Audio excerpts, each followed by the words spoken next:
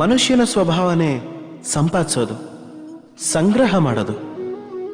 ಅದು ಬೇಕಿದ್ರೆ ದುಡ್ಡು, ಹೆಸರು, ಸಂಬಂಧಗಳು ಅಥವಾ ಆನಂದ.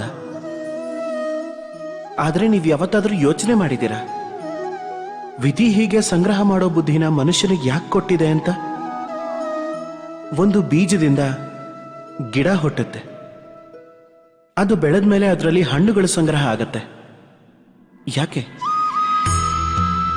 ಅದನ್ನ ತಾನೇ ತಿನ್ಬೇಕು ಅಂತ ಬಿಡುತ್ತಾ ಗಿಡ? ಇಲ್ಲ, ಅದು ಬಿಡೋದು ಹಸಿದ ಜೀವಗಳಿಗೆ ಹಂಚೋಕೆ ಅಂತ. ಈಗ ನೀವು ಕೇಳಬಹುದು, ಅದರಿಂದ ಗಿಡಕ್ಕೆ ಏನ್ ಲಾಭ ಅಂತ. ಲಾಭ ಇದೆ. ಯಾಕೆ ಅಂದ್ರೆ ಯಾವುದು ಹಂಚ್ಕೊಳ್ಳುತ್ತೋ ಅದು ಮಣ್ಣಾಗಲ್ಲ. ಈ ಹಣ್ಣನ್ನ ಯಾರು ತಿಂತಾರೋ ಅವರು ಅದರ ಬೀಜಗಳನ್ನ ವಾತಾವರಣದಲ್ಲಿ ಬಿಸಾಡ್ತಾರೆ. ಅದರಿಂದ ಹುಟ್ಟುತ್ತೆ ಹೊಸ ವೃಕ್ಷ. ಅದರ ಜಾತಿ, ಅದರ ಗುಣ, ಅದರ ಸಿಹಿ ಅಮರ ಆಗೋಗತ್ತೆ.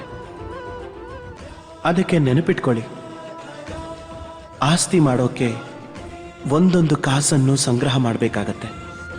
ಆದರೆ ಅಮರ ಆಗೋದಕ್ಕೆ ಒಂದೊಂದು ಕ್ಷಣನೂ ಹಂಚಬೇಕಾಗತ್ತೆ. ರಾಧೆ.